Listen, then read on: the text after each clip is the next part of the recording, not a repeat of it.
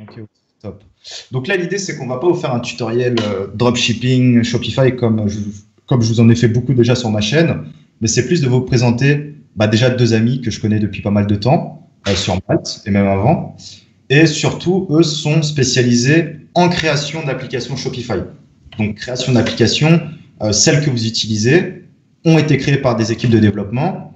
Et en équipe française, eux font partie des seuls, en tout cas à ceux que je connais, même par rapport à leur analyse concurrentielle ou autre, ils sont très peu. Et là, justement, ils se développent depuis plusieurs mois pour créer des applications. Voilà, donc on va en parler pas mal. Si vous avez des questions, que ce soit côté business, eux, ils vont vous exposer leur vision côté donc vente d'applications, le système de rémunération qui peut être intéressant pour eux, mais également pour le client. Et voilà, ça peut vous apprendre pas mal de petites choses sympathiques. Donc les gars, si vous pouvez vous présenter. Okay. Salut, on nous entend bien ici, de notre côté? Ouais, vous les entendez bien ou pas? Dans le chat? Bon, après, il y a un petit délai, donc vous pouvez vous présenter et il y a toujours une latence de 30 secondes. Ouais, bah attends, je regarde juste. Ok, parfait. Bah, en tout cas, déjà, merci Romain de nous inviter sur ta chaîne. Avec plaisir. Surtout que nous, on commence, ça fait moins d'un an qu'on a créé Shine First et c'est un petit coup de boost grâce à toi. Donc moi, pour commencer, je m'appelle Edouin Escan, j'ai 28 ans. Maintenant, je suis résident maltais depuis un an. Donc j'ai été freelancer 4 ans sur les plateformes de Crème de la Crème et Malte. Donc, si vous êtes freelancer dans le chat, vous pouvez toujours nous dire si vous connaissez un peu ces plateformes. Donc moi j'ai créé ma première agence web, Sixtron, il y a maintenant 3 ans. Donc c'est une agence qui est spécialisée dans PrestaShop. On accompagne en moyenne 400 clients et on réalise un chiffre d'affaires de quasiment d'1 million d'euros maintenant sur 3 ans. En parallèle de ça, j'ai créé 2 boutiques Shopify, non, je dis n'importe quoi, PrestaShop, désolé. C'est 2 boutiques qui sont full brandées et qui génèrent à l'heure actuelle plus de 150 000 euros de CA annuel. Ouais, c'est vrai qu'on va pas rentrer dans les niches, mais tu as quand même pas mal de e-commerce, en plus que tu fais pas à plein temps. Oui. Et tu génères pas mal de biz, donc ça c'est cool. Et on pourra même faire un autre webinaire sur ce sujet-là, que le SEO, voilà, tu connais, on en fait depuis pas mal de temps. Mais ça pourrait être un bon sujet. Voilà, je te laisse continuer. Surtout que c'est 2 boutiques en PrestaShop qui tournent en full SEO. Jamais fait une seule publicité. Moi, je suis une personne qui a essayé. J'ai mis de l'argent sur Facebook et j'ai jamais réussi à faire 1 euro sur Facebook et sur AdWords. Donc c'est vraiment des boutiques optimisées SEO. Donc, on pourra en parler sur un autre live. Il n'y a aucun souci, Romain. Et sinon, là, depuis août 2020, création de Shine First. Donc, on en parlera un peu plus tard. Donc, voilà à peu près mon parcours sur 10 ans d'expérience dans le monde du web. Donc, beaucoup de développement web et un peu d'expertise dans le monde du SEO depuis 3 ans. Ok. Et toi, Pierre, si tu peux te présenter? Voilà, j'ai Pierre, donc j'ai 28 ans, donc je suis plutôt un profil développeur, donc je commençais dev à 18 ans on va dire, donc surtout sur du Node.js JavaScript. Ok. C'est 2 ou 3 ans que je suis à Malte, donc c'est pas 6 ans comme tu dis à chaque fois. C'est vrai que ça fait 2-3 ans, mais ça passe vite à Malte. Et c'est vrai qu'on est tous là, on va pas faire notre vie, on est tous de passage pour faire du réseau, un peu de business. Et toi, c'est vrai que ça fait un bon bout de temps quand même. Ouais, du coup, alors avant de venir à Malte, du coup, j'ai travaillé dans l'e-commerce, donc chez L'Exception. Donc L'Exception, c'est un site e-commerce de revendeur de marques de mode. Donc du coup, j'étais allé là-bas pour faire une mission freelance et finalement, ils m'ont embauché. Du coup, c'est un site internet qui tournait à 2-3 millions par an. C'est 6 millions par an en e-commerce. Donc, une grosse expérience e-commerce, c'était assez intéressant. On avait plusieurs stocks. Voilà, on avait aussi ouvert 2 boutiques à Paris. Donc voilà, et ensuite après je suis allé chez eFounder, donc qui est un startup studio. Donc qu'est-ce qu'un startup studio? En gros c'est une startup qui crée d'autres startups. Donc pour faire simple, en gros chez eFounder on crée 4 startups par an et on prenait 30 et 50% de la boîte en fait pour en garder en fonction des deals en fait qu'on faisait avec des fondateurs. Donc voilà, donc j'ai travaillé chez eFounder un peu, donc c'est comme ça aussi que j'ai découvert un peu le SaaS. L'univers du SaaS et du coup là depuis 6 mois avec Edwin, je me suis lancé à fond dans le développement d'applications Shopify. Ok. Qui lie un peu mes anciennes expériences, donc le SaaS et l'e-commerce. Ok. Et tu as aussi si je lis dans ta biographie, tu as aussi un gros site de voyage. Ouais, j'ai aussi à côté un marketplace, donc un site pour les séjours linguistiques que j'ai toujours, donc je fais à côté aussi. Bon là ça marche un peu moins bien, mais du coup ça permet aussi d'apprendre un peu le SEO, et c'est comme ça que je t'ai connu aussi d'ailleurs à Malte aussi un peu. Donc, carrément. Très bonne présentation. Bah, c'est cool en plus que vous fassiez du SEO. Au moins, on n'en parlera pas beaucoup, mais voilà, ça peut être un sujet que vous maîtrisez à travers vos sites, les expériences. Hein. Le SEO, la théorie, mais il n'y a rien de mieux que la pratique. Et en plus, quand tu peux en vivre, toi aussi avec ton site de voyage, bon, avant le Covid, tu me montrais un peu tes sommes et tout, tu m'avais montré ton back-office, c'était très propre. Donc voilà, certes, il y a la théorie, mais il y a ce qu'il y a de concret, quoi. Alors, pour Shine First, vous disiez que voilà, ça fait quelques mois, et l'idée, combien d'applications vous avez fait? Est-ce que vous pouvez nous en dire plus avant qu'on passe plus dans le détail? Combien d'applications? Peut-être les gros problèmes que vous avez rencontrés, même avant la production en elle-même.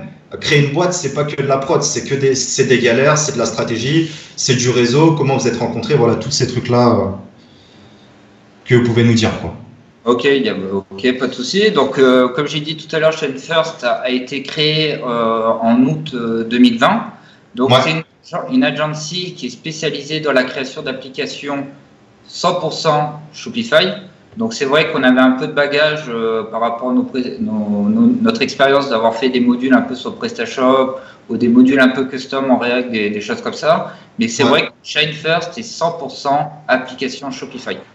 Donc, en gros, pour faire un peu une histoire assez rapide de Shine First, c'est que moi, ça faisait à peu près 10 ans que je travaillais avec des clients. Donc, beaucoup de freelancing, des clients directs.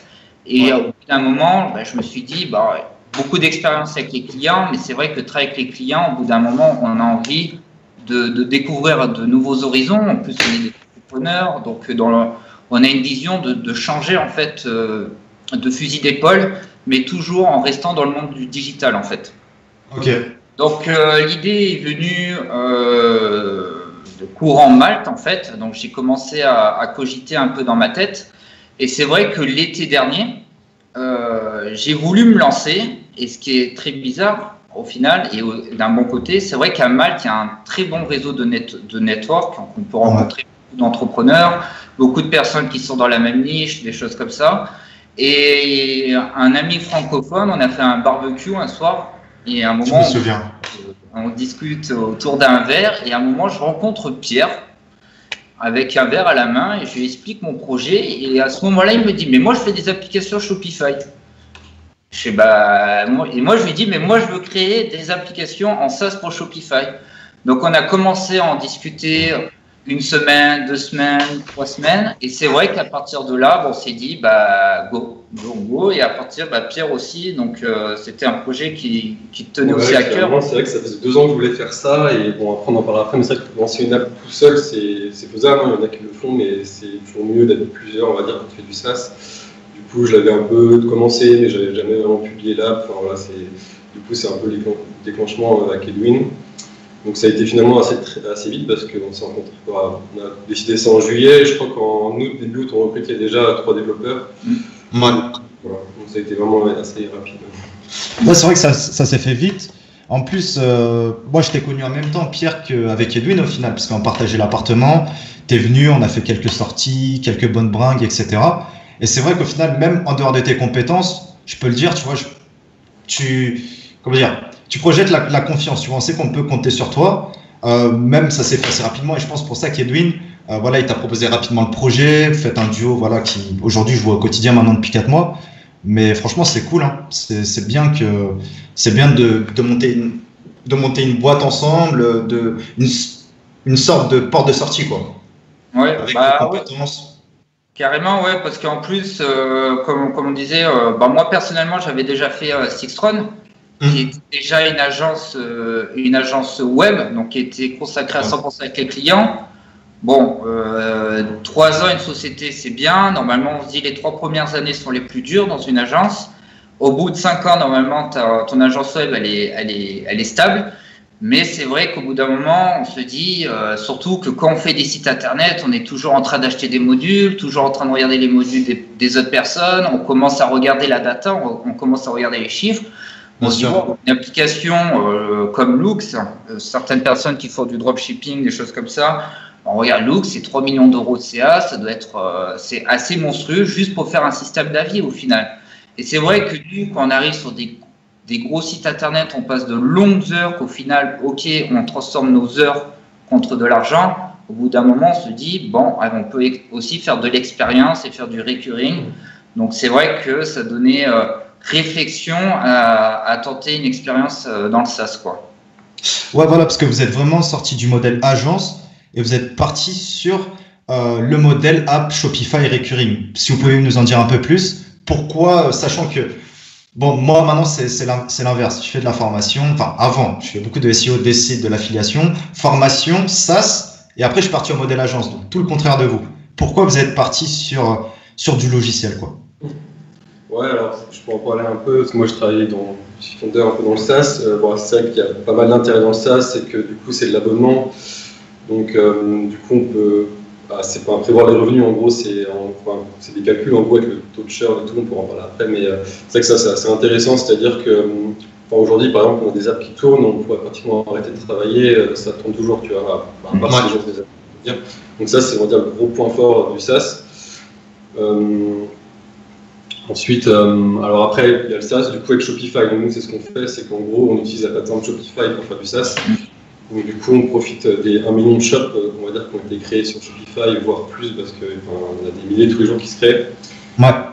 Donc du coup, je sais pas, je pense que les gens connaissent un peu Shopify. Donc Shopify, c'est une boîte qui est créée au Canada, donc il y a 15 ans, je crois, donc qui permet justement de faire des sites e-commerce en SaaS, enfin des sites e-commerce assez simplement. Donc, eux aussi, c'est du SaaS du coup, et ça coûte 30 € par mois, et donc voilà. Et du coup, ce qu'ils ont fait, en fait, ils ont une stratégie un peu comme l'Apple Store ou Android Store, c'est qu'ils se sont dit, bah nous, on va faire une structure de base pour faire du site e-commerce, et par contre, on va laisser d'autres entreprises ajouter des plugins, donc un peu comme sur WordPress. Et du coup, voilà. Donc c'est ce qu'on fait nous. Ouais.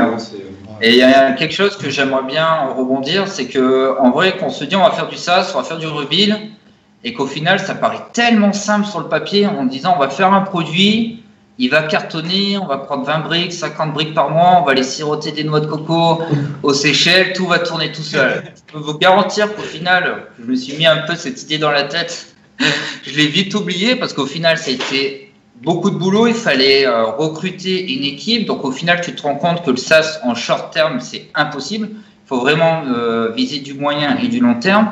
Donc au final, c'est-à-dire un investissement personnel sur les fonds propres, parce qu'il faut payer l'équipe de développement, il faut payer l'équipe marketing, il faut payer les coûts marketing, il faut payer le graphiste. Il y a beaucoup de coûts à prévoir. Mais après, c'est vraiment un risque, on peut dire entre parenthèses, qui peut vraiment payer au final. Si ton application elle buzz, il y en a beaucoup, hein, comme Loox, on va toujours prendre l'exemple de Loox pour cet exemple-là. Voilà, tu fais 5, 10, 15 apps et peut-être sur les 15, tu en as une ou deux qui vont buzzer et après derrière tu pourras les améliorer, faire des features. Mais c'est quand même une prise de risque et aussi quelque chose qu'on voulait dire qui est très important de rajouter. C'est vrai que alors je vais pas dire qu'on est des précurseurs, mais si demain vous souhaitez développer une application sur Shopify, vous tapez sur Google en France, comment développer une application sur Shopify, zéro documentation. Donc nous, on s'est retrouvés là en disant, what the fuck, qu'est-ce qu'on fait, quelles sont les règles, quelles sont les guidelines, combien de temps va être validée une application Shopify, parce qu'on savait qu'une application sur l'Apple Store, ça pouvait durer des fois 6 mois, 8 mois, 1 an de validation. Donc on avait beaucoup de mal à se projeter à ce moment-là. Et au final, avec le temps, on a fait beaucoup d'erreurs. On a fait des erreurs de développement, on a fait des erreurs de copywriting sur nos fiches produits, des erreurs d'upload de photos, des petits détails. Et c'est vrai qu'au final, on a appris beaucoup sur le tas, mais on n'avait aucune vision de là où on allait jusqu'à présent, quoi. Donc voilà. Ouais, du coup, pour revenir sur les intérêts du SaaS, comme je disais, on peut réduire nos revenus et du coup, forcément, ça intéresse beaucoup les investisseurs. Donc, je crois qu'à Londres aujourd'hui, les plus grosses levées de fonds, c'est que du SaaS pratiquement. Donc ça, c'est assez intéressant. Du coup, pour donner quelques chiffres en moyenne, donc par exemple, un SaaS qui tourne à 10K par mois, c'est à peu près valorisé 1 million d'euros. Donc, on pourrait faire la comparaison qu'un immeuble à 1 million d'euros, souvent, ça rapporte à peu près 10K par mois en loyer. Donc, c'est à peu près pareil dans le SaaS. grosso modo. Hein. Après, ça dépend bien sûr de plein de trucs, mais du coup, c'est assez intéressant par rapport à d'autres business dans le web. Du coup, on peut pas forcément avoir une vision long terme sur ses revenus. Quoi. Exactement. Clairement. C'est vrai que c'est bien de faire des sites. Hein. Par exemple, du SEO, je connais que ça, tu vois. Mais, mais le SEO, bon, c'est bien, tu fais des sites, tu peux en prendre x5, x10, n'importe en fonction de ton serve. C'est vrai qu'un SaaS, c'est beaucoup plus long, beaucoup plus de compétences. Mais quand tu peux revendre, comme tu dis, sur du x20, x50, x100, en fonction de ce que le client est prêt à mettre, c'est vrai que le potentiel de scalabilité, le fait d'avoir ton produit, il est là, tu touches 10 mecs, 100 mecs, 1 million de mecs, ce sera pareil. Et en plus, ce sera juste ouf. Donc, ouais, moi, je trouve que c'est une belle aventure. Et au moins, potentiellement, même si ça fonctionne pas, au moins, vous aurez tellement appris. Et si ça fonctionne, vous avez un ticket de sortie pour être bien pour les 60 années à venir, quoi. Donc, clairement, ça vaut le coup. Enfin, côté vendeur, ça vaut le coup. Et en plus, tu peux créer de la valeur pour les utilisateurs de Shopify, par exemple, vu que c'est la clientèle type. Bah, c'est génial, quoi.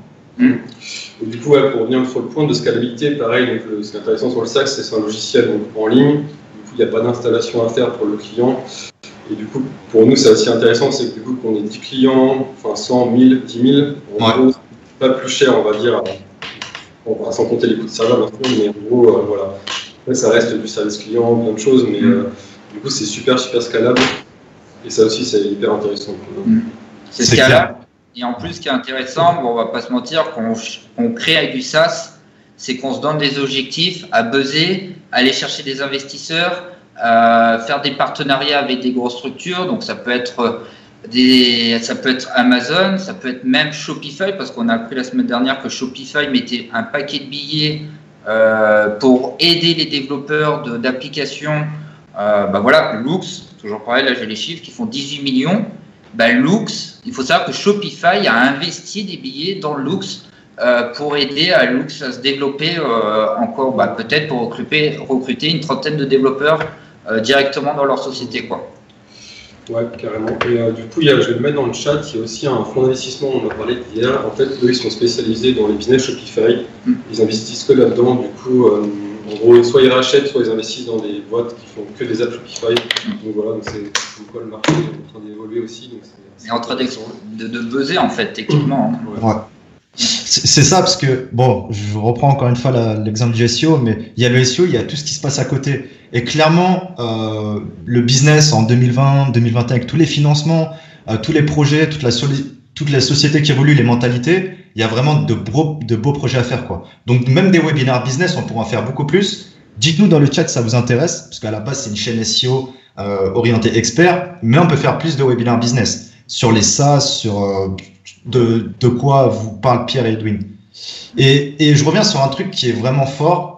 Moi, j'y croyais pas au début, avant que vous fassiez vos premiers téléchargements. Très sincèrement, parce que tu vois, j'ai ma vision, j'ai tellement planté de projets, parce que ça, personne ne sait, tu vois. Mais j'ai planté des projets normaux, parce que je teste tout, et c'est ce qu'il faut, et c'est ce que j'aime.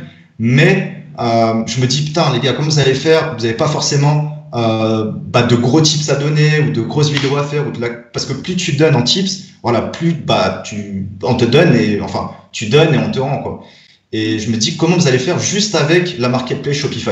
Et au final, aujourd'hui, 95% de vos téléchargements, de vos souscriptions ou autres, c'est depuis la marketplace Shopify. Et même pour vous dire, ils achètent du backlinks sur Link Express pour faire ranker l'application. S'il y a vraiment out of the box. C'est le petit tips d'après. Ouais, c'est pas grave. On le donne maintenant. Et out of the box, quoi. C'est vraiment penser. Du coup, ouais, pareil, pour revenir sur les avantages, on a parlé un peu des avantages du SaaS, mais du coup, il y a les avantages du SaaS, on va dire, par Shopify, donc des apps Shopify. Donc, déjà, comme tu as dit, on profite de toute la communauté Shopify. Donc, il y a, je ne sais même pas le chiffre réel, je crois qu'il y a un peu plus d'1 million de shops aujourd'hui, on va dire, qui sont en ligne. Après, nous, on en voit tous les jours en création, donc je pense que dans un an, ça sera 2 millions de shops, enfin, c'est exponentiel. Donc, déjà, on profite de toute cette communauté, donc on profite du store. On a des installations tous les jours gratuitement, on va dire. Un peu comme sur Google, plus on est positionné haut dans le moteur de recherche du store, plus on a de téléchargements. Donc ça, c'est super intéressant. Le deuxième avantage, c'est que du coup, au niveau des paiements, on n'a pas de gestion de Stripe à avoir ou PayPal. Ça, c'est lourd. L'utilisateur paye via Shopify, donc en fait sur sa facture Shopify. Donc nous, en gros, comment ça se passe, c'est que tous les mois, Shopify nous font un virement et on n'a pas de facture à faire, rien. Enfin voilà, ça c'est assez cool, du coup, on n'a pas de blocage de paiement, tout comme ça. Bon là, du coup, l'inconvénient, c'est que Shopify prenne 20% de com sur tous nos revenus. Donc eux ici, ils gagnent de l'argent comme ça, donc surtout les créateurs d'app. Donc pour eux, c'est aussi une opportunité d'avoir des revenus alternatifs via ça, quoi. Et par contre, là, il y a quelque chose qui est intéressant. Et par contre, c'est parce que là, c'est vrai que Romain, il y croyait pas trop au début, mais il y a quelque chose que Romain dit quelque chose et que je m'en rends compte. C'est vrai que, et ça peut marcher dans tous vos business et qui est véridique, c'est d'avoir une communauté. Une communauté, ça fait quand même la différence. Parce que c'est vrai que nous, on a de la chance d'avoir une marketplace qui est à disposition directement sur Shopify. Mais si demain, on aurait travaillé en amont une communauté sur YouTube, une communauté sur LinkedIn, une communauté sur Facebook, peu importe, et ben là, on aurait pu avoir un accélérateur. Alors, un accélérateur dans les téléchargements, un accélérateur sur les feedbacks, un accélérateur sur beaucoup de choses. Et c'est vrai que là, au final, on est un peu coincé avec la marketplace. Et c'est vrai que demain, on crée des apps qui sont assez costauds au niveau technique. On en parlera un peu plus tard. Mais comme disait souvent Romain, on peut être le meilleur technicien dans la salle, mais on ne sera peut-être pas le plus riche parce qu'au final, on n'a pas l'expert marketing, on n'a pas l'expertise, on n'a rien derrière. On est vraiment que le développeur, quoi. C'est sûr, hein. C'est sûr. Et je reviens sur un truc aussi qui, moi, me fascine. Franchement, je ne savais pas du tout, avant que vous me le disiez d'ailleurs, c'est que votre app, elle est présente et vous ne touchez pas uniquement le marché français, mais tous les marchés. Et actuellement, peut-être, je crois que la majorité de vos ventes, de souscriptions, on va pas forcément donner trop de chiffres parce que c'est pas l'idée du live, mais vous faites beaucoup plus, on peut le dire, beaucoup plus de téléchargements et même de souscriptions, de coûts de CB à l'étranger qu'en France. C'est ça qui est ouf. Ouais, c'est clair, c'était assez impressionnant. Franchement, il y a des pays qu'on connaissait pas. Donc, Bangladesh, on a le Japon, il y a vraiment tous les pays. Pour donner un peu de chiffre, je crois qu'on sur des shops, on a 5% de shops francophones, on va dire, et le reste, il y a beaucoup l'US, bien sûr, au Canada. Mais du coup, c'est assez intéressant, mais du coup, ça nous a fait retravailler un peu la stratégie. C'est falloir qu'on fasse du contenu en anglais, bien sûr. Traduire les apps aussi, par exemple en espagnol, pour certains marchés, pour certaines typologies d'apps, du coup, à part qu'on traduise en espagnol. Donc, du coup, c'est vrai que ça nous a assez surpris. Non, mais ça c'est sûr. Et en fait, là, on se rend compte. C'est vrai qu'en France, on a beaucoup d'influenceurs qui est ça peut être dans n'importe quelle technologie, Shopify ou autre. Et quand on regarde ces influenceurs, on a l'impression que le business, il y a beaucoup de e-commerçants, il y a beaucoup de boutiques en France ou autre. Et je vous garantis que quand on est derrière en backstage, en fait, il y a personne en France. C'est que des Américains, des Canadiens, des Brésiliens, des Philippins. Franchement, là, par exemple, ça fait 3 jours, ça télécharge. On n'a pas eu un seul téléchargement français. Donc, au final, on se rend compte que le business, il est vraiment dans le monde entier. Donc, c'est vrai que le business, quand vous faites du chiffre d'affaires en France, mais c'est qu'un micro de sable, en fait, ce qui se passe dans le monde entier. Et c'est vrai qu'on se rend compte. Donc, nous, on a vraiment cette visibilité par rapport aux youtubeurs dans le e-commerce en France, mais voilà, au final, c'est que dalle, quoi. C'est vraiment que dalle. Hein. Donc, c'est impressionnant. Donc, c'est vrai que si vous avez un business, par exemple, vous, en France, que ce soit du e-commerce ou autre, c'est vrai que, par exemple, vous allez aux États-Unis, on se rend compte que les États-Unis, c'est beaucoup plus, il y a beaucoup plus de personnes qui font du e-commerce, donc il y a un plus grand besoin. Donc, il y a vraiment de très belles opportunités. Et on se rend compte que même aux Philippines, il y a beaucoup de e-commerce. Donc, je suis sûr qu'il y a des bons coups à faire en Philippines, en Chine ou peu importe, quoi. Donc, il ne faut pas s'arrêter. Voilà, on peut se caler dans vos business. C'est intéressant que n'hésitez pas à se caler. Et même si vous vous dites que le pays, là, on a eu Géorgie, par exemple, on vous dit, ouais, la Géorgie, personne n'y a. Je vous garantis qu'il y a du potentiel là-bas aussi. C'est ça qui est ouf, hein. C'est vraiment le potentiel de scalabilité. Et toi, tu me disais, Rome, fais ta formation aux States. D'ailleurs, j'avais bossé 1 ou 2 mois dessus avec un partenaire d'ailleurs, parce que je parle pas anglais. Donc, je lui ai dit, bon, on fait le truc ensemble. Et toi, par contre, tu présentes les vidéos. Voilà, on gère le truc à 2. Mais c'était chaud parce que c'était 10 fois plus d'audience, certes, mais 10 fois plus de coûts, 10 fois plus de galères. Parce que j'avais pas forcément de réseau. J'ai très peu de réseau sur le marché anglophone de manière générale. Que vous, votre app, elle est faite. Et au final, ça prend autant de temps que faire une app sur la langue FR. Et en plus, vous pouvez faire la trad automatiquement, etc. Et vous touchez à l'instant T des millions de personnes, quoi. C'est juste ouf. Faut comprendre, faut se mettre dans le truc. Moi, j'essaye de le faire, même si je fais pas d'application ou de trucs techniques. Mais c'est puissant. Et une app peut tout changer. Ça peut tout changer. Exactement.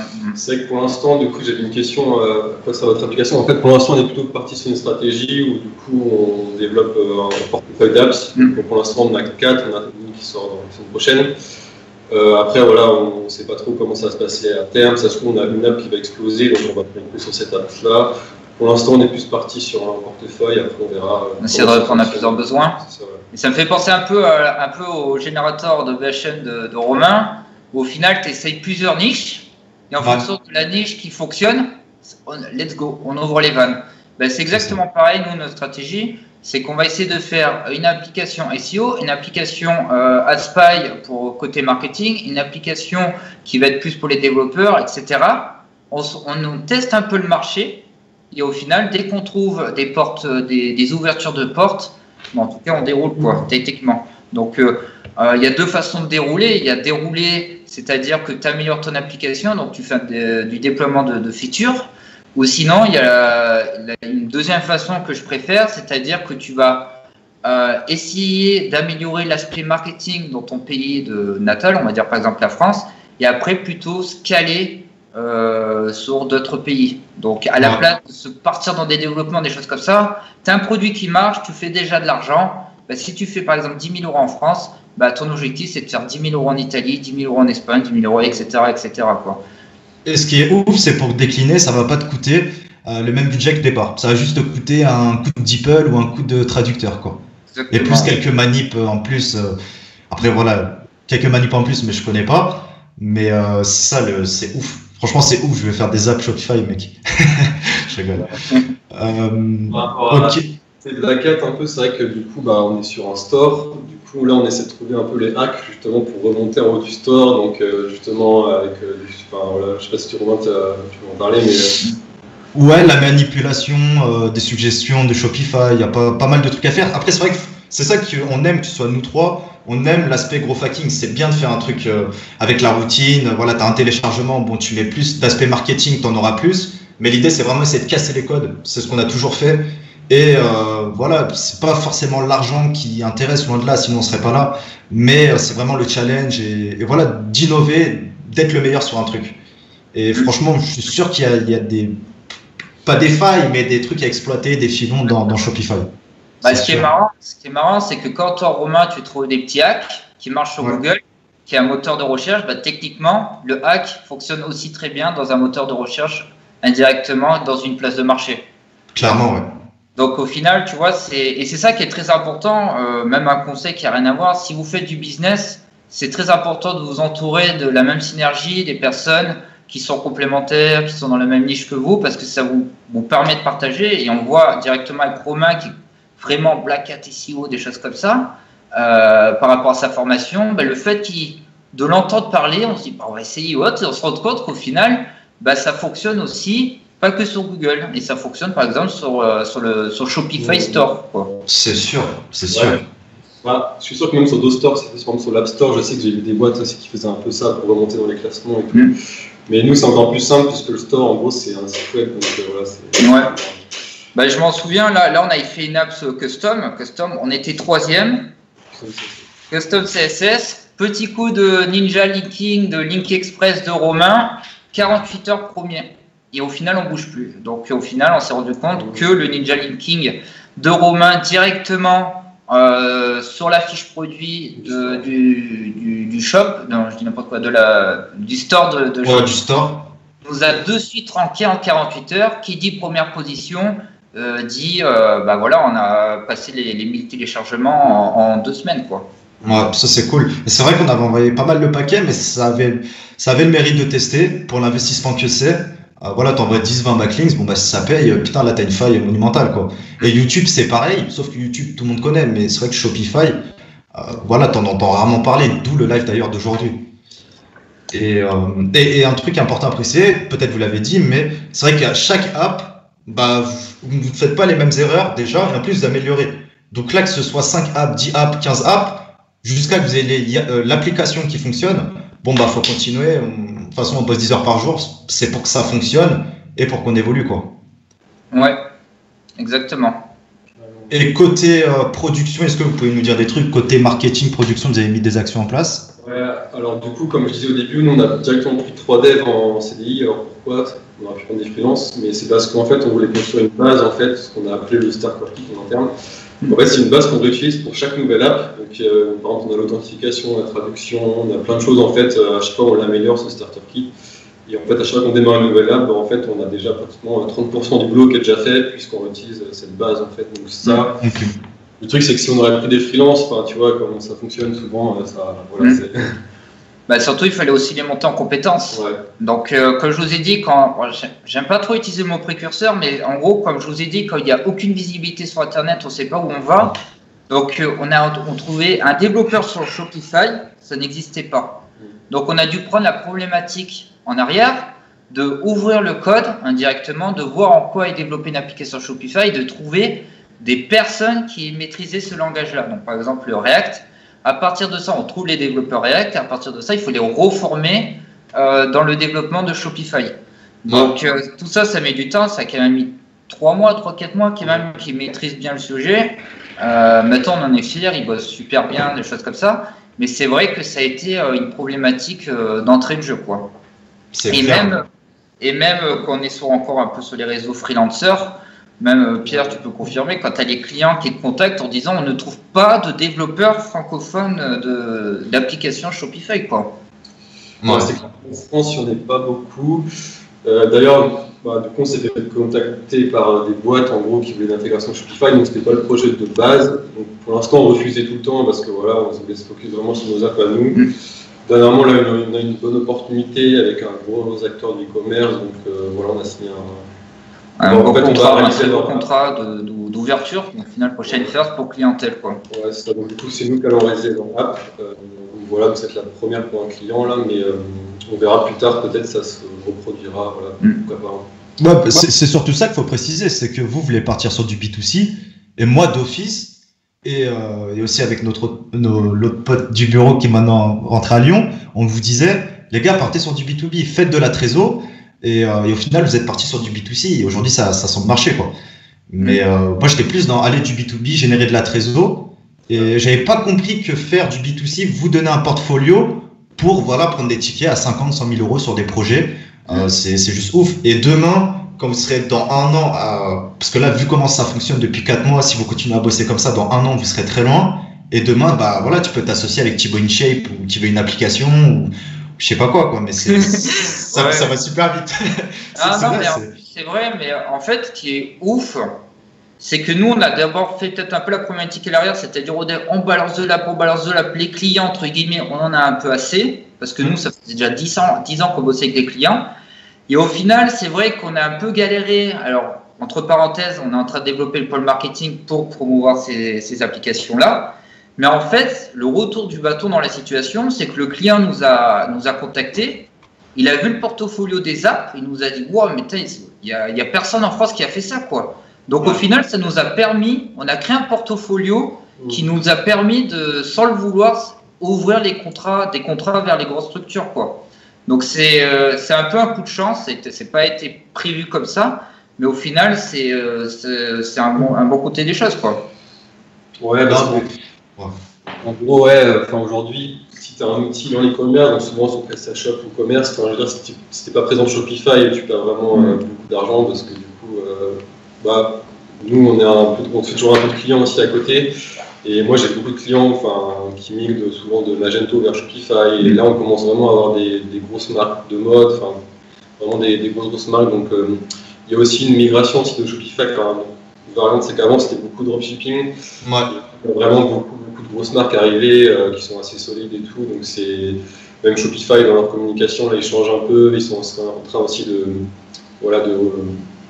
démarcher des grosses marques pour aller sur Shopify, quoi. Ouais, c'est de prendre le marché, Shopify, on va pas se mentir. Bon, les gens qui font du e-commerce à l'heure actuelle, le Shopify, ils sont très bons dans le développement de leur structure. Et ils vont aller très loin parce que là, je crois qu'ils recrutent 2000 développeurs. Shopify, c'est la plus grosse startup. Non, c'est le plus gros recrutement digital de 2021. En gros, c'est eux qui vont de dev dans le monde en 2021. Donc ouais, là, ils investissent massif. C'est vrai que Shopify, il faut savoir qu'aujourd'hui, ils sont 5000 employés, donc c'est pas énorme hein, par rapport au volume d'affaires qu'ils génèrent, donc c'est assez énorme. Comparé à Amazon, je crois qu'ils sont 100 000, je crois, employés. Donc, et au final, quand on fait les stats, Shopify est 500% plus puissant entre les employés et le chiffre d'affaires que Amazon à l'heure actuelle, quoi. C'est ouf, hein. C'est ouf. Après, c'est sûr, il y a les dépôts, etc. Je connais pas forcément bien, mais Shopify sont eux-mêmes un SaaS. Donc, c'est vrai que c'est l'exemple type à prendre en compte que oui, ça tourne, ça fait des milliards avec peu d'employés grâce à la scalabilité, quoi. C'est clairement ça. Là, pour parler un peu des opportunités Shopify, c'est vrai que moi, nous, on a des clients des grosses marques qui arrivent sur Shopify et du coup, il n'y a pas forcément les apps en face pour répondre à leurs besoins. Donc, par exemple, on a une marque dans la mode là qui veut gérer ses retours clients parce que dans la mode, il y a à peu près 12% de retours dans l'e-commerce. Et là, il n'y a aucune app qui permet au client de faire son retour sur son compte, de générer un bon Colissimo. Ça n'existe pas encore sur Shopify, tu vois. Donc, du coup, je pense que là, il y a encore pas mal d'opportunités niveau app à créer. Tous les besoins ne sont pas du tout. Par rapport à des sites e-commerce qu'on a l'habitude de faire, des fois, on a des demandes de clients, ils nous disent, là, hier, on m'appelle, on me dit, on ne peut pas gérer des statuts personnalisés dans un back-office, c'est-à-dire je veux stock réassort avec mon fournisseur, expédition des États-Unis, un truc de logistique e-commerce tellement banal. Et au final, Shopify ne le génère pas, il n'y a pas d'application et au final, le besoin est tellement énorme parce que c'est quelque chose pour la comptabilité, pour un back-office ou peu importe. Et c'est vrai que Shopify, ils ont une solution qui est très simple pour le e-commerce, mais au final, il y a encore tout à faire. Le marché est juste monstrueux et je pense que il y en a pour tout le monde à l'heure actuelle et il y aura un besoin qui sera de plus en plus fort chaque jour, quoi. Ouais, d'ailleurs, les stats hier, donc sur Shopify, il y a 5000 applications pour le moment sur le store. Et comparé par exemple à l'Apple Store, donc l'Apple Store c'est plus B2C, mais il y a à peu près 2 millions d'apps sur l'Apple Store et 3 millions sur. Tu vois, on n'est pas encore. Donc je pense que ça se trouve dans un an, il y aura peut-être 10 000 apps sur le Shopify. Alors, je ne sais pas si ça va faire ou pas, mais en tout cas, il y a quand même pas mal d'opportunités encore à saisir. Pour 1 million de shops à l'heure actuelle, donc ça veut dire 2 millions et ça risque eux, ils vont se caler à un coût de multiplicateur assez agressif. Donc ça veut dire dans 2-3 ans, on va se retrouver peut-être avec 5 ou 10 millions de shops sur Shopify. Et au final, le besoin va être crucial. Donc le marché, il est à prendre. Moi, je suis du politique, il est pas encore. Il est en train d'évoluer, donc il prend de la maturité. Mais voilà, il y a tout à faire. Donc c'est vraiment une très bonne opportunité de faire des applications Shopify en 2021. Ouais. Et là, je voyais un autre avantage. J'avais noté. C'est intéressant, c'est que je parlais avec 2 Indiens là sur Twitter et donc eux ils ont créé une application pour faire de la relance panier WhatsApp. Ok. Ils sont premiers sur le store et tout et ils m'ont dit en gros ils ont fait un article même, ils disent qu'ils tournent à peu près à $30,000 par mois, donc à 2. Donc c'est à dire qu'en Inde, voilà, ils sont millionnaires là-bas, c'est énorme. C'est sûr. Genre acheter la rue. Mais du coup, ça c'est tous les gens qui n'aiment pas le téléphone, le support client et tout, c'est qu'en fait, tu peux vraiment développer un logiciel de n'importe où dans le monde et tu peux avoir des super marques qui l'utilisent et enfin, il n'y a pas de racisme, il n'y a rien, tu vois, c'est ça qui est assez intéressant aussi, quoi, c'est fou. Non, mais c'est bien. Et les Indiens sont très puissants. Alors en fait, un peu comme dans le business du digital, les mastodons, entre guillemets, alors c'est peut-être pas, ils sont très bons, mais ils sont pas très propres dans le développement. Ce sont les Indiens. Donc les Indiens ont énormément d'applications sur Shopify Store. Il y a aussi beaucoup les Thaïlandais. Et après, derrière, il y a les Américains et il faudrait plus de Français parce que les Français, il n'y a personne. Donc ça serait intéressant, même si dans le... Je ne sais pas s'il y a quelqu'un qui fait des applications Shopify, mais ça serait super intéressant de discuter, d'échanger sur des problématiques, sur des besoins, tout ça, parce qu'au final, comme je dis, il n'y a aucune information sur Internet. Donc c'est un peu entre nous qu'on doit s'épauler et aller ensemble, main dans la main, dans le développement de Shopify, quoi. Ah bah c'est sûr, de toute façon, les données que là vous avez, c'est de l'or en bas. Hein. Les plusieurs fois vous êtes fait recaler, parce que il faut être conforme à 3000%, bah c'est vrai que ça, c'est de l'or en bas. Et ouais, dites-nous dans le chat si vous faites des apps, ou au moins si vous avez une idée d'application Shopify qui n'existe pas, potentiellement, voilà, ça peut être intéressant, ça peut nous donner des idées. Si vous avez une idée d'application Shopify, je sais que Patrick, qui est dans le chat, Patrick Valibus également, s'intéresse aux applications Shopify. Donc voilà, c'est toujours cool d'échanger entre passionnés et de se donner des feedbacks mutuels, quoi. Sur Skype, donc n'hésite pas à me bip, on pourra en discuter de vive voix au micro avec Pierre et tout, c'est super intéressant. Chris dit une app de checkout. Est-ce que tu peux nous en dire plus? Dans tous les cas, voilà, si vous avez des questions, posez-les. Nous, on avance un petit peu sur. Tu parleras de checkout. Il faut savoir que sûrement vous parlez de checkout X. Ouais, checkout X. Checkout X qui a fait des millions, mais des millions d'euros, qui ont pris énormément de parts de marché. Et comme je vous ai dit tout à l'heure, Shopify aime bien mettre des billes dans ceux qui marchent bien. Et ben Shopify a énormément investi. Ils sont en train de parler entre Soon que ça devait être fusionné directement dans Shopify. Et au final, c'était très compliqué. Donc, pour l'instant, on n'en sait pas plus d'infos. Ouais. Mais pourquoi? Alors, donc là, Pierre va répondre à cette problématique plutôt au niveau technique assez simple. Pourquoi on ne peut pas créer à l'heure actuelle, en 2021, des applications de checkout? C'est voilà. Non, bah en gros, c'est vrai que Shopify, depuis le début, ils ont voulu vraiment faire un truc sécurisé et simple. Donc, du coup, par exemple, on peut pas mettre le JavaScript dans le checkout de base, justement par question de sécurité, pour pas qu'on puisse récupérer une carte bleue, des trucs comme ça. Donc, il y avait quand même Checkout X qui s'était créé entre temps, donc qui permettait de faire du post-bump. Donc, par exemple, le client il peut ajouter au panier quelque chose après le paiement. Donc, un produit après le paiement, donc ça, c'était assez puissant. C'est vrai qu'aujourd'hui, Shopify, ils sont un peu en train de revenir en arrière pour reprendre le contrôle sur les checkouts. Donc là, je crois qu'ils ont sorti Checkout X Store. Mais là, j'ai vu qu'ils allaient sortir une nouvelle appli de checkout. Donc, en gros, c'est en train un peu de changer. Donc, je pense qu'on pourra, d'ici 6 mois, recréer des applications sur le checkout. Mais là, ils étaient un peu en train de revenir en arrière, puisque checkout marchait, on va dire, un peu trop. Et Checkout X prenait un peu aussi des pourcentages sur les paiements. Donc, ça plaisait pas trop.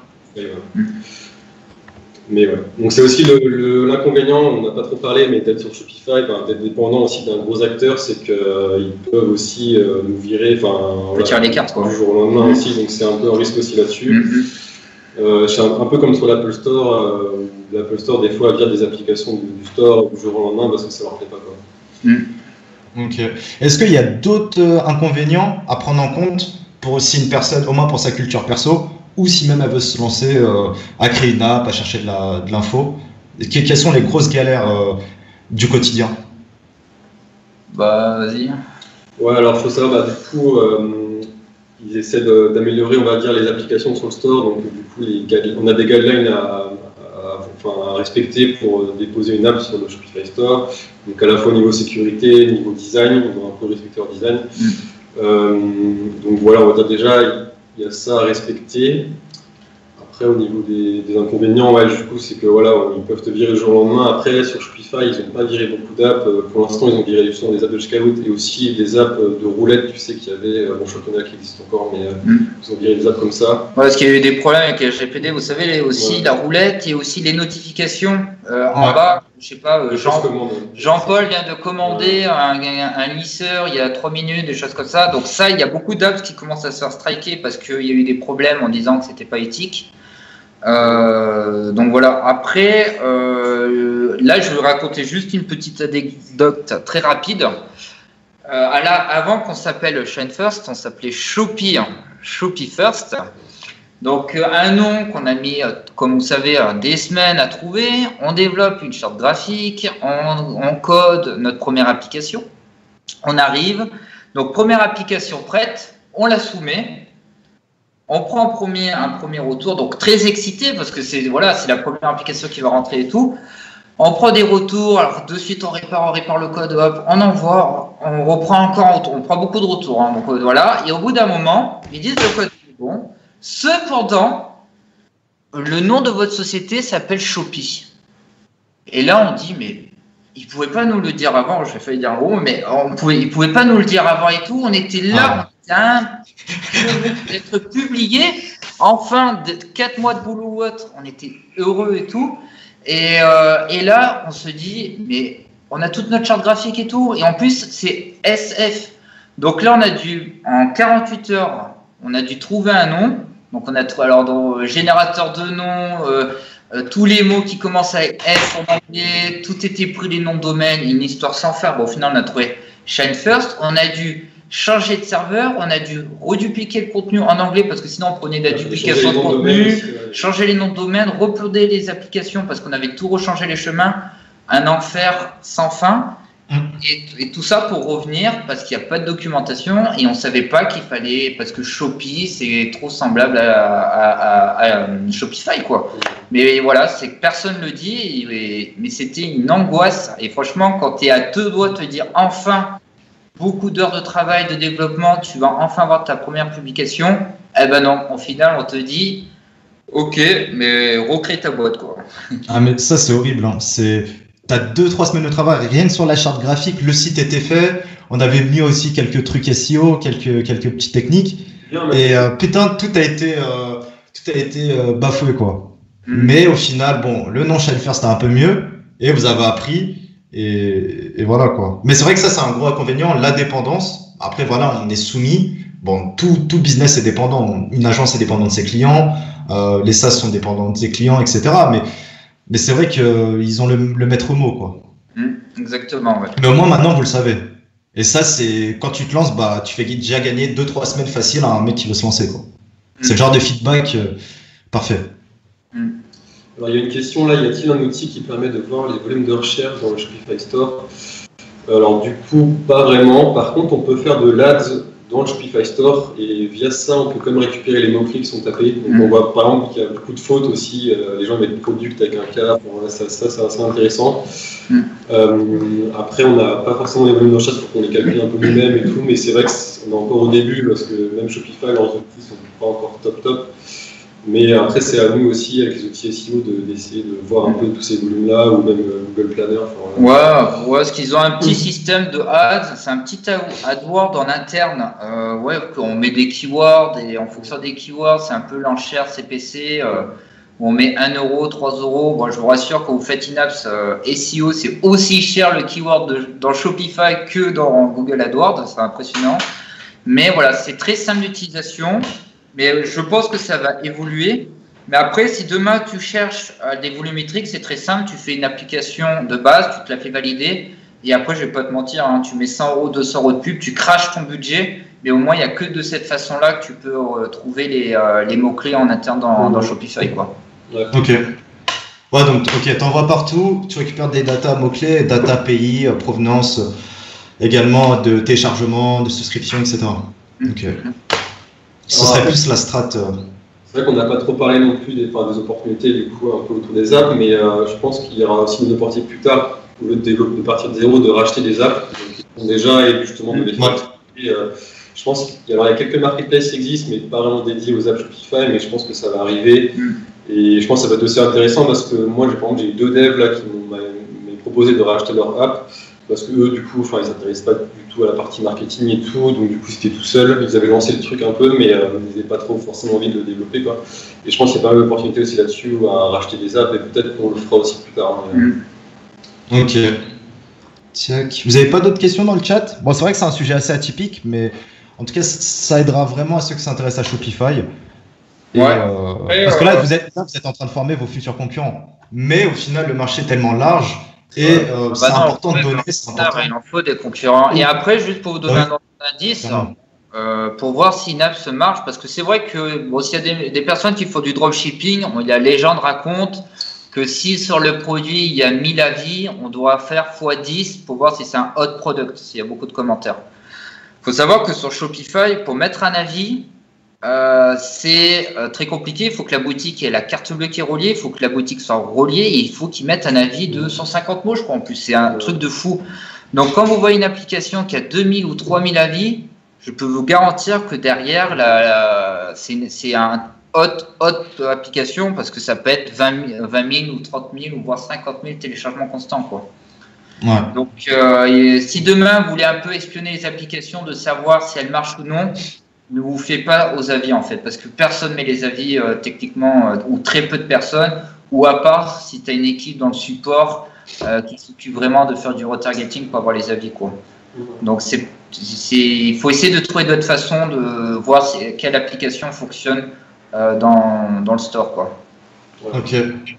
Après, je pense que après le live par mail, mais là on peut vous les donner maintenant, on peut peut-être communiquer une ou deux applications. Je pensais notamment à Spy et l'autre SEO si vous souhaitez la télécharger, la tester, faire des retours également. De toute façon, il y a d'autres applications que je sais mais qui ne parleraient pas, qui sont en cours de production, mais on ne peut pas communiquer dessus. Mais ce qui correspond aujourd'hui aux gens qui sont là, et si j'enverrai les liens par mail, voilà, il n'y a pas de lien d'affiliation ou autre, c'est juste pour faire profiter les potes et que vous testez aussi les apps. Moi j'ai confiance, donc si c'est fait, c'est que ça fonctionne.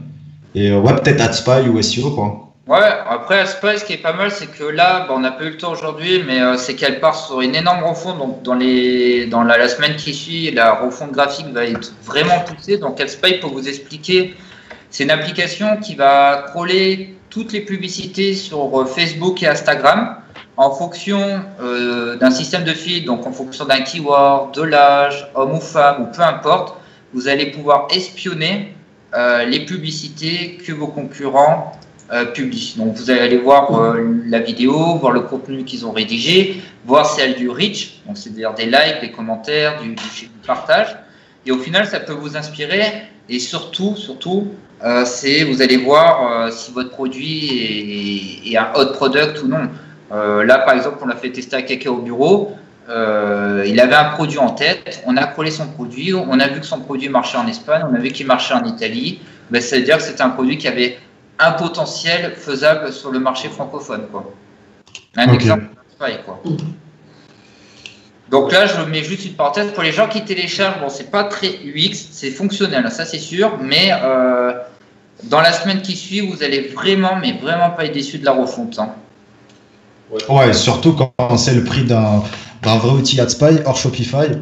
Voilà, il n'y a pas à comparer. Si c'est 10 fois moins cher, go dessus, quoi. Moins cher et intégré dans votre boutique, c'est-à-dire que vous n'avez pas le droit d'aller sur votre fenêtre ou autre. Là, vous êtes là, j'ai une idée dans la tête, je vais sur AliExpress, je le tape, boum, je route, je suis dessus dans ma boutique. Si ça marche, il n'y a même plus besoin de sortir. Vous pouvez de suite mettre, à part avec d'autres logiciels ou si vous avez déjà un connecteur comme Oberlo ou autre, vous connectez directement votre produit et vous partez, quoi. C'est quoi le nom déjà de votre application, de Spy?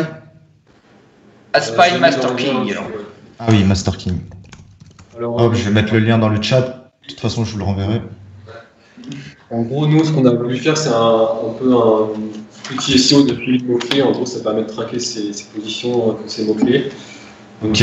On va dire qu'on pas SEMrush ou Href, voilà, c'est vraiment assez simple. Bon, c'est la V1 qu'on a fait. Donc on était assez précurseurs parce que la plupart des applications de Shopify SEO, en gros, elles permettent surtout aujourd'hui d'optimiser les titles, les descriptions. Voilà, basique, un peu comme Yoast, hein, voilà, c'est vraiment l'optimisation de site. Justement, il y a une question, est-ce que les apps SEO apportent vraiment quelque chose à un shop? Alors, je ne sais pas si vraiment tu pourras répondre, mais c'est vrai qu'aujourd'hui, les apps, elles servent surtout à, ça, c'est l'optimisation de site. Je pense qu'il faut quand même utiliser des outils comme SEMrush et tout, à côté, ou même faire des audits externes pour vraiment... c'est que en fait, les applications qui sont SEO, elles sont tellement basiques, c'est-à-dire qu'ils vont vous dire, vous avez oublié un texte alternatif sur votre image, votre contenu il fait moins de 150 mots, ça va juste vous mettre des warnings, ça va pas vous dire techniquement si votre contenu est de qualité ou non. Et là, c'est vrai que comme il a commencé Pierre, nous sur SEO Master King, on a voulu changer les rules, les règles, qu'au final c'était peut-être une erreur stratégique parce qu'il n'y avait peut-être pas le besoin à l'heure actuelle. Et c'est vrai qu'on a développé une application qui est plus back-end, c'est-à-dire que comme vous avez l'habitude pour des personnes qui utilisent Href, SEObserve ou SEMrush, mais en fait là on crawl votre site dans le pays que vous souhaitez faire, on va remonter vos keywords, on va analyser vos concurrents, tout ça dans le monde du SEO. Vous allez pouvoir voir les positions de vos mots-clés, les rajouter dans une wishlist, c'est-à-dire un peu faire du comment on appelle ça, monitorer. Non, ouais, c'est ça, c'est une app de... En fait, vous êtes beaucoup moins sur la... En soi, faire du SEO, c'est facile, mais c'est le monitoring, l'analyse des résultats. Et c'est vraiment sur ça que vous vous positionnez et que moi, j'ai bien aimé. Je vous ai fait quelques retours au niveau... le plus, c'est vraiment l'UX, l'accessibilité, le fait que, surtout, l'audience Shopify ne fait pas de SEO par défaut et où c'est du SEO très débutant. Donc là, vous arrivez vraiment avec un truc nouveau. On connecte des API, on met des features en fonction de nos expériences. Et oui, un Yoast, et certains payent Yoast pour ça, quoi. Yoast made in Shopify. Et c'est vraiment ça qui est intéressant pour SEO Master King. Donc, c'est pour ça que c'est lourd. Parce que surtout quand tu tapes SEO dans la boutique de la plateforme Shopify, il doit y avoir 300 applications SEO, mais il n'y en a aucune qui fait du back. On est les seuls à faire du back. Donc au final, on se dit qu'on est dans la masse. Donc personne ne sait vraiment ce qu'on fait parce qu'on est dans la masse du SEO dans les applications. Et c'est vrai que là, on se rend compte, je vais en revenir, si on n'a pas de communauté, donc on a eu du mal à propulser, se démarquer des autres. En plus, faire de l'AdWords en interne, ça coûte assez cher, aussi cher que l'AdWords, je vous disais, sur les keywords SEO. Donc c'est pour ça que là, on va essayer de développer des aspects plus marketing et faire un peu éduquer le marché, parce que là, il faut vraiment parler d'éducation. Éduquer les gens qui ont un Shopify, de dire voilà, au final, le Shopify, il n'y a pas que les publicités, il y a aussi toute la stratégie SEO. Il faut acheter des liens Ninja, il faut acheter du backlink, des choses comme ça. Tu peux acheter, mais derrière, tu auras l'outil de dire il faut que j'améliore mes contenus, j'ai un mot-clé qui est 5e, il faut que je remonte, je suis passé devant un concurrent, etc. etc. C'est vraiment un outil qui ne va pas te mettre numéro 1, mais par contre, c'est un outil qui va t'épauler à être numéro 1 dans Google, quoi. C'est sûr. De toute façon, il faut monitorer. Pour être numéro 1, il n'y a pas le choix. Et après, comme tu dis, le plus dur, c'est d'éduquer, de faire comprendre comment Bon, votre app, c'est bien parce qu'elle est hyper intuitive. C'est ça qui fait la diff par rapport à d'autres apps. Et après, voilà, il y aura du bouche à oreille, il y a la marketplace Shopify, donc c'est cool. C'est simple. Et après, je pense qu'on fera des versions, peut-être pour feedback, comme ça. On verra. Je pense que de toute façon, c'est un peu comme ça que ça fonctionne dans le SaaS. Souvent, c'est que c'est un peu l'utilisateur aussi qui font évoluer le produit. Donc, en plus, nous, on est là. Franchement, il y a quelqu'un qui nous envoie un mail. Franchement, moi, quelqu'un qui nous envoie un mail, il est franc, il dit putain, c'est de la merde parce qu'on ne comprend pas les courbes. Si c'est constructif, ça, c'est de la valeur ajoutée parce qu'on pourra améliorer et dire améliorer, ce sera bénéfique aussi pour les autres utilisateurs. En plus, c'est gratuit techniquement. S'il y a quelque chose qui ne va pas, nous, on réfléchit en interne, c'est un déploiement international au final. Donc, ça va améliorer peut-être des centaines d'utilisateurs de l'application. Donc, nous, on est vraiment ouverts pour les améliorations. Donc, nous, au bureau, on échange beaucoup entre nous, des choses comme ça. Mais c'est vrai d'avoir la vision de d'autres personnes, on est prêt à écouter, quoi. Ouais, c'est sûr. Non, mais franchement, c'est bien. Il faut garder cette attitude, surtout quand tu débutes et surtout après quand vous dominez le truc, obligé de se remettre en question. Et là, je lis juste une petite disciple, un commentaire de disciple qui dit à vous de contacter les youtubeurs dropshippers. Effectivement, d'ailleurs, vous avez recruté des effectifs pour le côté marketing. Et juste avant ça, dans le chat, n'hésitez pas si vous avez des contacts. J'ai mis l'adresse de la boîte de Pierre et Edwin. Si vous pouvez mettre une simple mise en relation, ça peut tout changer. Une simple mise en relation peut vraiment faire évoluer le projet, tout changer sur la société. Donc, n'hésitez pas de relayer le live, d'en parler autour de vous. Et voilà, tout simplement. Et je disais que oui, vous avez une strat marketing qui va arriver prochainement. C'est quoi l'idée? C'est un peu contacter, faire un peu un média, des vidéos. Vraiment, essayer de gagner un peu en visibilité un peu partout, quoi. On a plein de projets dans la tête pour l'instant. Le Trello, il est explosé comme un champ de mine. Après, voilà, comme on disait, on est bon dans la technique, on va sans trop se vanter, mais parce que c'est opérationnel au niveau code, mais c'est vrai que le marketing, on était un peu fragile à l'heure présent. Donc, on a recruté 2 personnes et on a plein d'idées, donc j'espère que ça fonctionnera. Mais voilà, nous, on a tout à faire et je ne vous cache pas qu'au final, ça va être exactement la même problématique. C'est qu'on n'a pas de visibilité sur de la concurrence. Donc, on ne sait pas ce qu'ils font les concurrents pour voir si ça marche ou non. Donc, ce sera un peu à nous, je parle en France, ce sera un peu à nous de trouver des solutions, d'essayer de créer une chaîne YouTube, créer une page LinkedIn, créer une page Instagram, essayer des process. Voilà, demain, je crée une agence web, comme j'ai déjà fait. Demain, je tape sur Google comment créer une agence web. Je vais tomber sur une centaine de pages avec les 20 meilleurs conseils, les 20 erreurs à ne pas faire, des choses comme ça. C'est vrai que là, il y a tout à faire, quoi. Vraiment, et c'est vrai que c'est un peu le souci sur tous les stores, c'est que tu as un peu la loi de Pareto, c'est que tu as 20% des apps qui prennent tout le marché. Et un peu le problème sur l'Apple Store aussi, c'est qu'il y a des applications qui sont au fond du catalogue et qui servent à rien, quoi. Et donc, du coup, le but, nous, c'est qu'il fallait qu'on commence le marketing assez tôt pour justement ne pas se retrouver dans au fond du catalogue, quoi. Ouais, marketing, gros hacking, quoi. Tout tester, trouver la pépite et là, vous êtes bien. C'est vrai qu'on est sur une autre dynamique que le SEO, la pub ou autre, donc à vous de casser les codes, quoi, et trouver ce qui fonctionne. Hein. De toute façon, je pense que certains Indiens l'ont trouvé, c'est pour ça que ça. On va pas se cacher. Hein. Les Indiens qui téléchargent, quand les Indiens téléchargent notre apps, on est là, premier retour, on va se faire foutre notre application. Ils vont nous la redévelopper, des choses comme ça. Bon, après, c'est pour rigoler qu'on dit ça. Mais là, c'est vrai que ce qui est intéressant, c'est comme on disait tout à l'heure, c'est que le marché francophone, c'est un micro-poussière, c'est entre 3 et 5%. Donc, on va déjà tester nos process dans notre langue maternelle, voir si ça fonctionne et partir sur le deuxième point de stratégie que je vous ai dit. Bon, on ne fait pas de features sur les apps, à part si on nous demande des améliorations, des choses comme ça. Mais on partira, voilà, stratégie de marketing, on l'a fait en Espagne, on l'a fait en Italie, on la fera au Cambodge ou peu importe, on essaiera de scaler en vertical les stratégies marketing, quoi. Ouais. Il y a d'autres petits tips. En gros, là, c'est vrai qu'on avait plutôt pris des dizaines d'applications qui venaient de nous, enfin, en gros, des besoins qu'on avait nous un peu. Et je pense peut-être pour les prochaines, on se basera peut-être un peu plus sur de la data. Donc, comme toi, en SEO, tu vois, analyser un peu pas les mots-clés, mais voir les volumes de recherche, tout comme ça, voir les reviews. Et c'est vrai que ça, c'est pas un truc qu'on avait fait au début, parce que voilà, mais je pense que c'est ce qu'on fera à terme. Et un peu calculer le ratio du coût de développement et revenu, quoi. Parce que c'est vrai que tu as des apps qui gagnent beaucoup d'argent et finalement, quand tu regardes, c'est assez simple derrière. Donc, je pense que les opportunités là. La data est très importante, ouais. Et en fait, c'est ce que tu fais ton business au final. Quand tu montes tes sites, je présume, Romain, toi, tu analyses beaucoup la data et ça peut être la data analytique, Cherche Console. Et au final, on se rend compte que la data, c'est la mine d'or. C'est sûr. 2 ans sans data, c'est impossible. Ouais, la connaissance du marché, la data, c'est clair. Hein.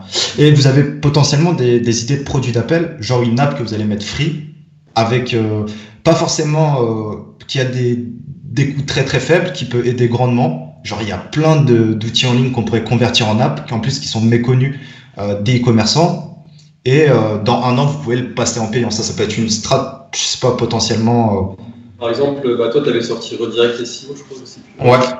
.com, et c'est vrai que par exemple sur Shopify, ils ont un outil de redirection en interne, mais qui est vraiment très top. Par exemple, on pourrait faire un outil comme ça gratuitement pour pousser nos autres apps notre autre app de SEO. Ça peut être une stratégie aussi à faire. Voilà. En fait, il faudrait faire un concours sémantique Tu rentres dans une app, hop, tu pars dans une autre. Bon, après, tout ça, au final, c'est toujours pareil. On rejoint un peu les techniques marketing. Hein. Bon, là, on parle en langage SEO, mais c'est un concours sémantique marketing, en fait, de faire une entrée. Mais c'est vrai que ça peut être une stratégie pour commencer de lancer une app gratuite assez simple, au moins pour découvrir un peu ce que c'est. D'ailleurs, c'est ce qu'on a fait nous. On a lancé une application pour customiser son CSS. On a lancé gratuit et ça nous a appris pas mal de choses. Mais au final, petite anecdote, c'était une application qu'on voulait même pas mettre parce que comme nous on développait pour des clients, on s'est dit on en a marre de chercher dans les fichiers. Donc on a dit on va faire une app. En code dans notre app, on s'est dit pourquoi pas la mettre sur la place de marché.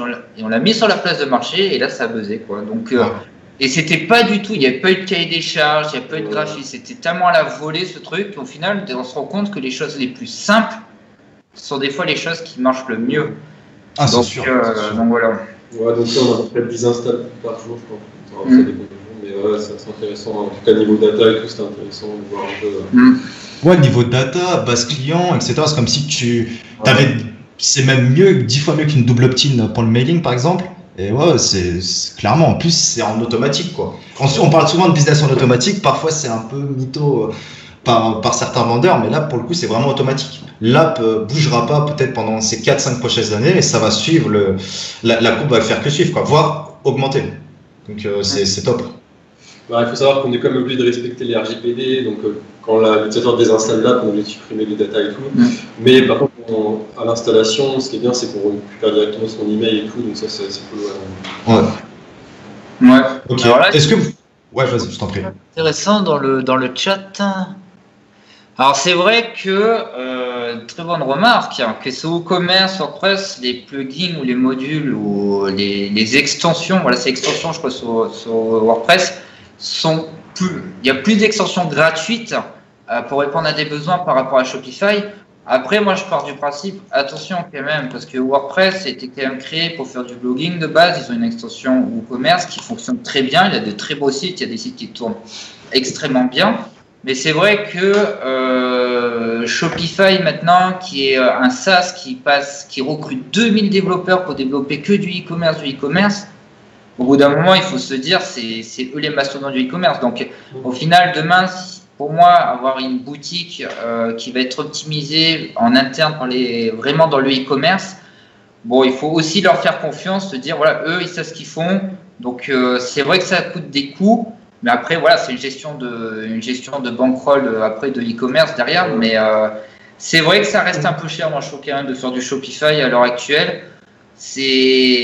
Après ça convertit 10 fois mieux.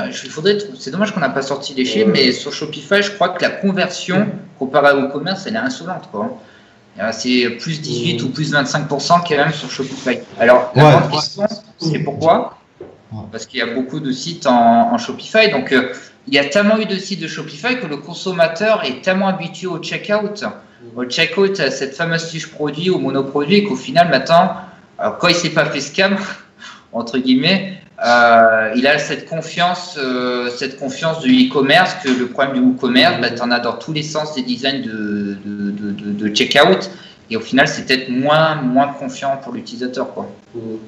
Après, il ne faut pas se cacher, je pense que si Shopify a fait des milliers de fois de plus de l'A/B testing que WooCommerce, je pense bien. Je pense que c'est clair, comme tu dis, l'utilisateur, il connaît. Et maintenant, ça doit jouer énormément, quoi. S'il propose cette version-là, pas forcément hyper facilement modifiable, c'est que le modèle fonctionne et c'est pour ça que ça marche aussi bien, quoi. C'est certain. Hein. Que ce soit en termes de ranking SEO ou surtout de conversion. Parce que c'est vrai que Shopify, il y a vraiment des spécificités SEO hors normes. Tu peux voir des sites pas du tout optimisés qui rankent 10 fois mieux que des sites optimisés en WordPress ou en CMS. De quoi?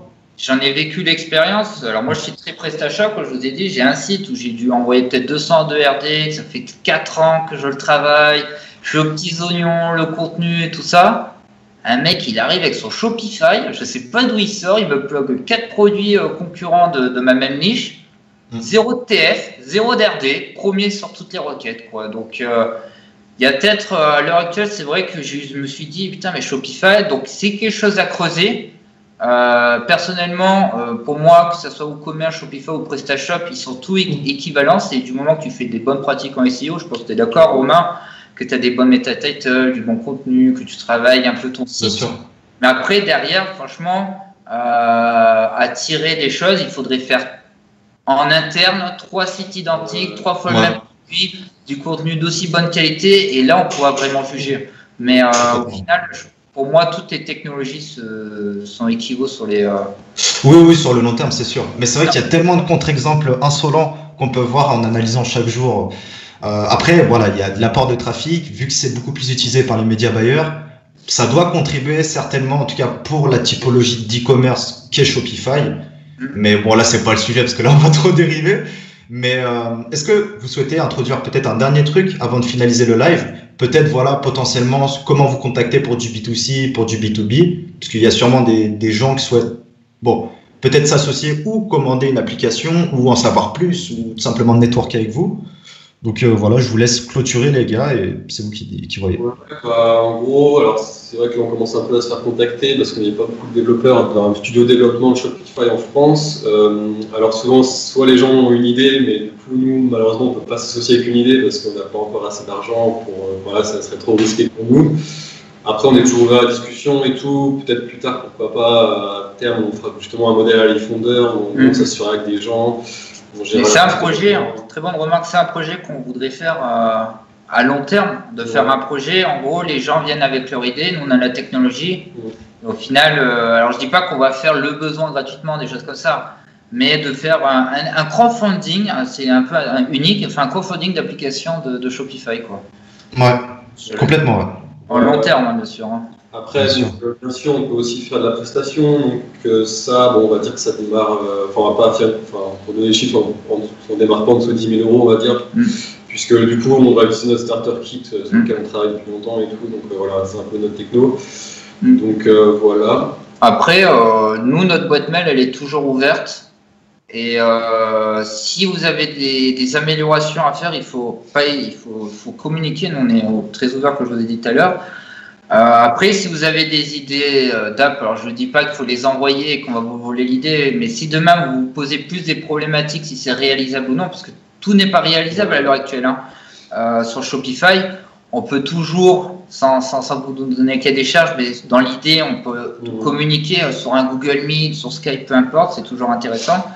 Et après, voilà, hein, donc n'hésitez pas. Dans votre cas, si jamais vous avez un besoin sur votre shop et vous ne trouvez pas d'app, vous pouvez aussi nous en parler, on peut voir si on peut développer l'app. Voilà.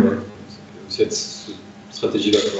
Je mettrai le. Une idée, si votre besoin, si par exemple vous avez un shop qui tourne, bien sûr, pas un shop, je ne parle pas de finance, un shop qui draine du trafic, c'est-à-dire de qualité, et qu'un jour vous avez une app, que vous avez besoin d'une app et que vous ne trouvez pas sur la store, bah, n'hésitez pas à nous contacter parce que on pourra trouver un système ensemble si vraiment il y a un intérêt que nous on la déploie en interne et que vous la récupérez et qu'on voit après par la suite, quoi.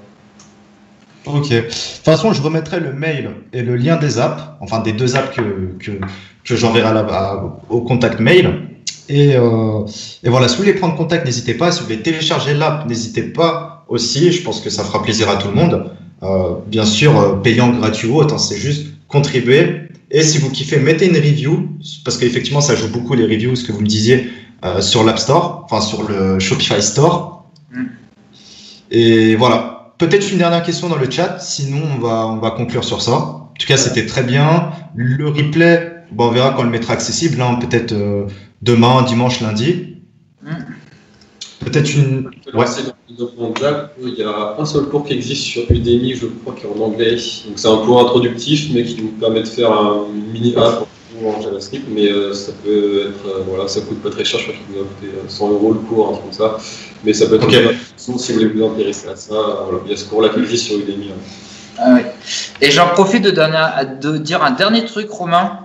Et après, là, on a vraiment envie d'aider la communauté Shopify francophone. Donc, c'est un des projets marketing qui est au fin fond du Trello, mais ça risque d'y arriver.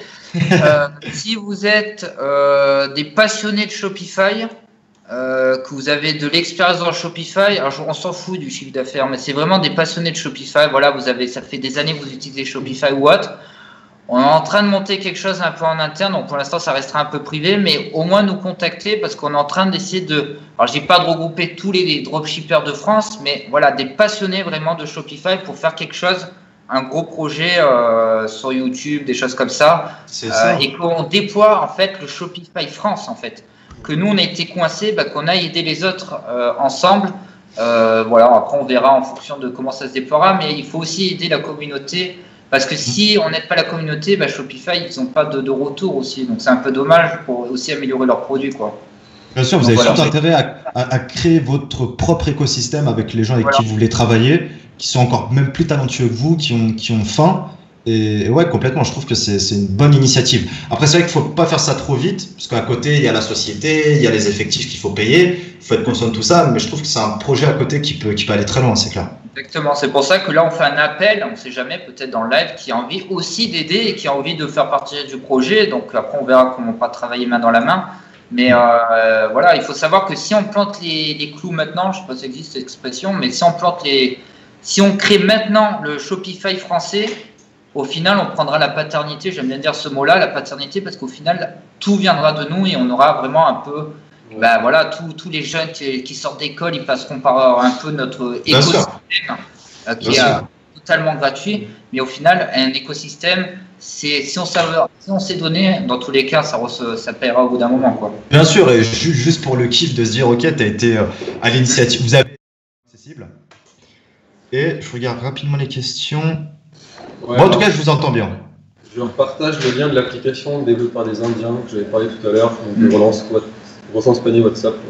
Ça, c'est les Indiens. Et comme quoi, c'est 2 Indiens dans leur chambre qui ont fait 30 000 €, qui font 30 000 € par mois. Voire plus, ouais. Donc, comme quoi, c'est un peu l'entrepreneur, le corps de métier. On peut partir de rien. Il faut juste être passionné, entre guillemets, se donner les cordes, ne pas abandonner. Et vous voyez qu'au final, ça a très bien fonctionné pour eux, quoi. Bien sûr. Ben, merci à vous. Merci, c'était vraiment bien.